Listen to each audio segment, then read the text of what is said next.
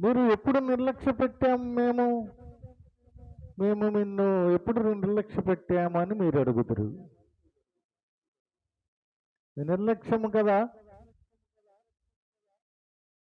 ఆయన ఆజ్ఞ ఇచ్చినప్పుడు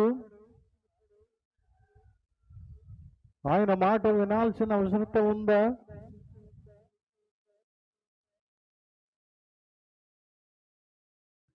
ఇంకా ఏమేమి చేస్తున్నారో చెప్తూ ఉన్నాడు. మీరు దేన్ని తీసుకువస్తున్నారు నా దగ్గరికి? గుడ్డిదాన్ని. మీరు బలిగా అర్పించిన ఎడలా అలా అది మరి దోషం కదా. అది అపవిత్రత కాదా? తేటానికి తెచ్చావు, ఉండటానికి బల్ల ఎదుటే ఉన్నావు, కానీ యోగ్యమైన విధానము ఉందా? ఒక పాత్రలో చెయ్యి వేస్తూ ఉన్నాం, ఈ చెయ్యికి పక్క చెయ్యికి సమాధానం ఉందా?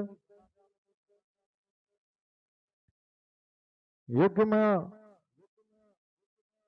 మీరేం చేస్తున్నారు అంటే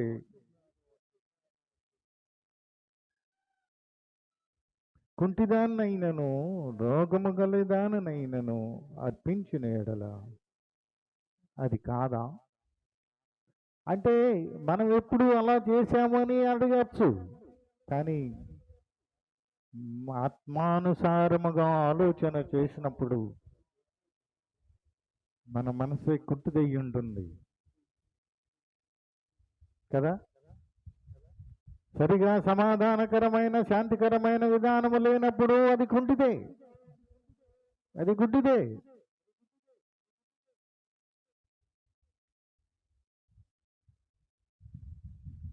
ఆయనకి శాంతి వస్తుందా? ఆయనను శాంతిపరచబడుతూ ఉన్నాడా? మనము ఆరాధన చేస్తున్నాము అని అంటే ఆయనకు ఘనత రావాలి, ఆయన శాంతించబడాలి. ఆయనకి కోపం వస్తే ఏమవుతుంది? ఆయన శాంతంగా ఉన్నాడు అంటే మనము క్షేమంగా ఉంటాం. ఆయనకి కోపం వస్తే